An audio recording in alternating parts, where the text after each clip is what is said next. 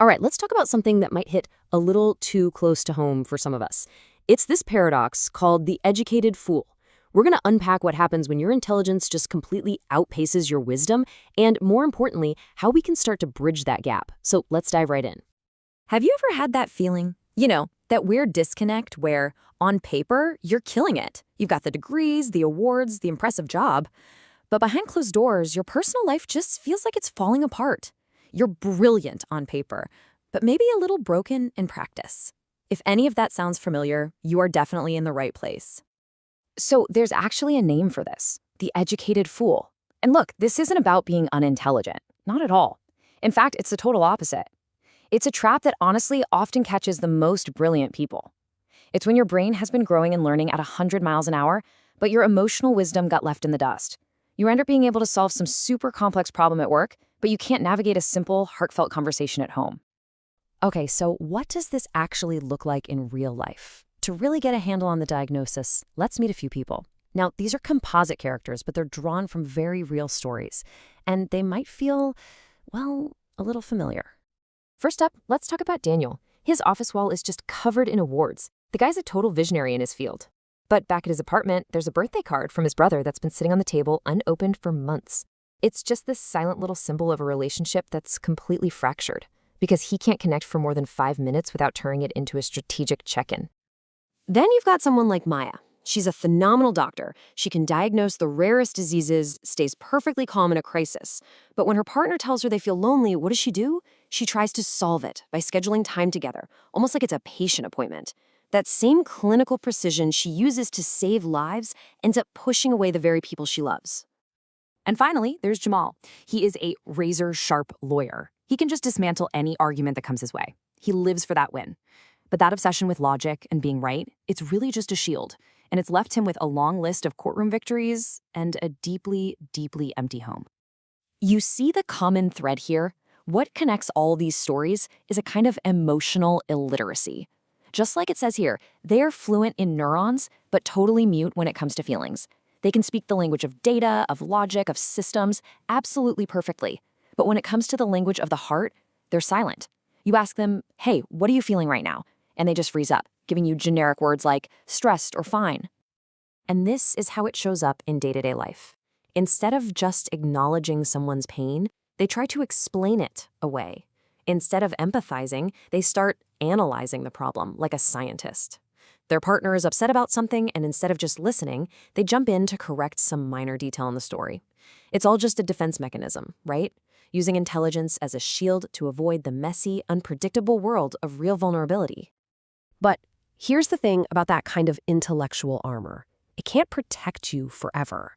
Sooner or later, there comes a moment where all the old strategies, all the logic in the world just stop working. And that's the breaking point. This is that crisis moment. For Daniel, it's getting laid off, leaving him with nothing but a box of awards that suddenly feel completely meaningless.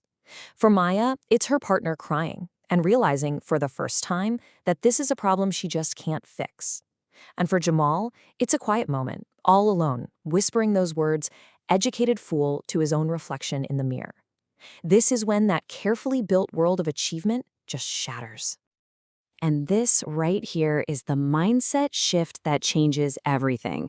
That crisis, that rock bottom moment, it isn't the end. It is not failure. It's actually an invitation. It's an invitation to excavate, to start digging underneath that surface layer of achievements and find out what's really there, so you can start rebuilding on a foundation that's actually solid. This slide just shows that shift so clearly. On the left, you've got the old habits, the brain's go-to moves: solving, defending, analyzing.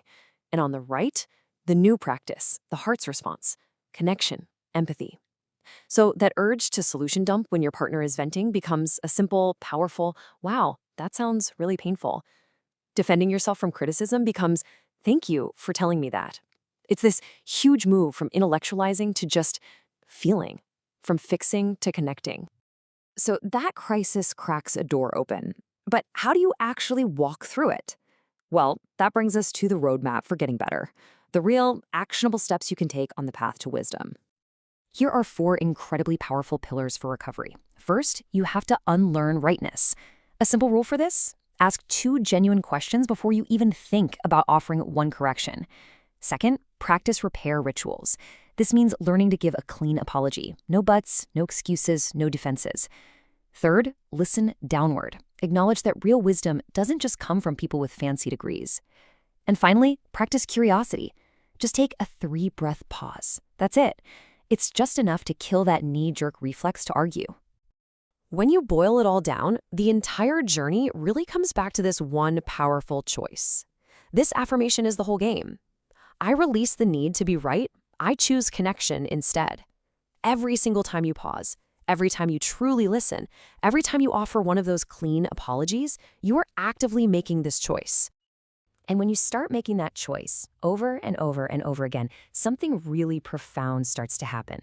It leads you to a completely new and much richer definition of what success actually means. This table just lays out the whole before and after perfectly, doesn't it? The motive shifts from needing to impress people to wanting to serve them. Communication goes from constantly correcting to genuinely questioning. The goal is no longer about winning arguments, it's about building relationships. The focus moves from chasing status to cultivating presence.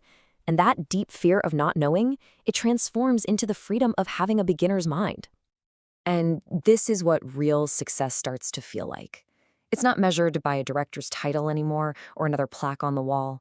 No, it's measured in these small, profound moments of real connection. A daughter's hug, a brother's restored trust, a partner who finally feels truly seen by you. So I'll leave you with this to think about. As you go about your day today, just to ask yourself this. What is one small thing, one opinion, one correction, one argument, where I feel that desperate pull to be right? And what might happen if, just for today, you decided to choose connection instead?